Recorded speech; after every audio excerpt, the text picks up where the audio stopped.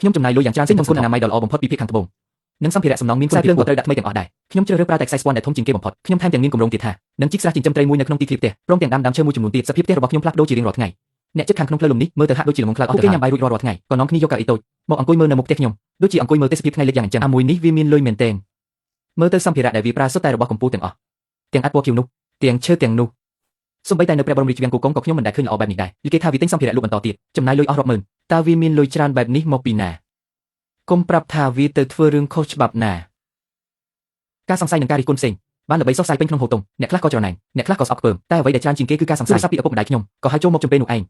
គឺលីចឹងទៅដឹងឪពុកម្ដាយខ្ញុំនាងថែមទាំងបន្ថែមពណ៌សម្បត្តិថាខ្ញុំជាមនុស្សឈួតជាមនុស្សបំផ្លាញទ្រព្យសម្បត្តិគ្រួសារខ្ញុំយកលុយទៅចោលក្នុងរណ្ដៅគ្មានបាត់ថែមទាំងទៅខ្ចីបុលលុយគេទៀតឥឡូវនេះខ្ញុំឈួតទៅហើយជួបអ្នកណាគឺនិយាយតែរឿងមិនសមហេតុផលខ្ញុំខឹងខ្លាំងរហូតដៃញ័រតាមទូរស័ព្ទអាមនុស្សអាក្រក់ឯងចង់ឲ្យពួកយើងទាំងពីរអ្នកស្លាប់ទៅអស់ចិត្តមែនទេប៉ាប្រាប់ឲ្យកូនដឹងចុះថ្ងៃស្អែកប៉ានឹងម៉ាក់នឹងទៅទីក្រុងប៉េកាំងបើកូនហ៊ានខ្ចីបុលគេយកការប្រាក់ខ្ពស់មែននោះប៉ានឹងវាបំបាក់ជើងកូនចោលខ្ញុំមានសម្លេងម៉ាក់យំនៅក្បែរនោះកូនអើយឈប់ធ្វើរឿងទាំងនេះទៅកូនយើងមិនបាច់ជួសជុលទីធ្លានោះទៀតទេ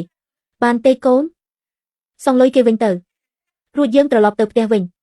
ពេលឮសម្លេងតាមទូរស័ព្ទបែបនេះក្នុងចិត្តខ្ញុំមានអារម្មណ៍ចម្រុះខ្ញុំដឹងថាពួកគាត់បារម្ភពីខ្ញុំតែពួកគាត់មិនដឹងអ្វីទាំងអស់ខ្ញុំតបទៅវិញថាប៉ាម៉ាក់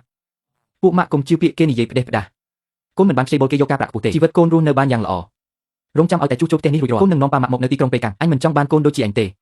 ទូរស័ព្ទត្រូវបានគេចុចកាត់ផ្ដាច់ទៀតហើយកាន់កាសទូរស័ព្ទឈរនៅទីនោះយូរគូសោះនឹងហើយពេលនេះទោះខ្ញុំនិយាយអ្វីក៏ពួកគេមិនជឿដែរមានតែរងចាំឲ្យពួកគេបានឃើញតបភ្នែកទើបពួកគេយល់ខ្ញុំដាក់ទូរស័ព្ទចុះហើយត្រឡប់ចូលទៅក្នុងផ្ទះវិញពួកកម្មករនៅតែបន្តការងារយ៉ាងពលឺថ្ងៃរចនាសម្ព័ន្ធដើមនៃផ្ទះក៏ចាប់ផ្ដើមលេចចេញជារូបរាងឥដ្ឋខៀវប្រក់គ្រឿងយ៉ាងស្រស់ស្អាតរចនាបថបែបបុរាណដ៏វិចិត្រមានទាំងភាពចំណាស់បែបបុរាណនៃទីក្រុងប៉េកាំងភាពងាយស្រួលនៃជីវិតសម័យថ្មីនេះគឺជាផ្ទះរបស់ខ្ញុំវាជាអាណាចក្រដែលខ្ញុំកសាងដោយដៃខ្លួនឯងខ្ញុំលែងជាបុរសម្នាក់នោះទៀតហើយអាជូអានអ្នកក្រីក្រដែលគ្មានអ្វីសោះក្នុងខ្លួនខ្ញុំចាប់ផ្ដើមគិតគូរពីរឿងអនាគតដុំមាសទាំងនេះគឺជាដើមទុនដំបូងរបស់ខ្ញុំប៉ុន្តែពួកវាគ្រាន់តែជាវត្ថុរឹងមាំក្នុងដីវាមិនអាចបង្កើតមាសបន្ថែមទៀតបានទេខ្ញុំត្រូវតែធ្វើឲ្យវាមានជីវិតទសវត្សរ៍ទី90គឺជាយុគសម័យដែលមាសមានគ្រប់ទីកន្លែងឲ្យតែមានចក្ខុវិស័យនិងភាពក្លាហានឱកាសគឺមានគ្រប់ទីផ្សារភាគហ៊ុនអចលនទ្រព្យការធ្វើជំនួញមាសវាទាំងនេះកំពុងបើកបង្ហាញនៅចំពោះមុខខ្ញុំបានលក់មាសដុំធំមួយដុំបានលុយសុទ្ធជាង6សែនក្រៅពីការចំណាយលើការជួសជុលយ៉ាងនៅសល់ខ្ញុំបានយកទៅដាក់ធនាគារទាំងអស់ខ្ញុំត្រូវការដើមទុនមួយហើយត្រូវតែត្រូវការចំណេះដឹងទៀតខ្ញុំបានទិញសៀវភៅជាច្រើនអំពីសេដ្ឋកិច្ចនិងហិរញ្ញវត្ថុរាល់យប់ពេលដែលកម្មករសម្រាប់ពីការងារខ្ញុំតែងអង្គុយអានសៀវភៅក្រោមពន្លឺភ្លើងរហូតដល់យប់ជ្រៅខ្ញុំប្រៀបដូចជាអេប៉ុងដែលកំពុងស្រូបយកចំណេះដឹងថ្មីក្នុងសម័យកាលនេះយ៉ាងខ្លាំងក្លា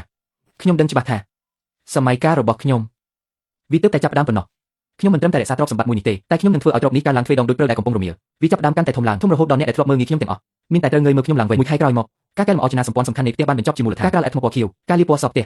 បំពង់ទឹកនិងប្រព័ន្ធភ្លើងត្រូវបានដំឡើងរួចរាល់ទាំងអស់នៅសល់តែការងារលម្អិតនៅខាងក្នុងខ្លះប៉ុណ្ណោះ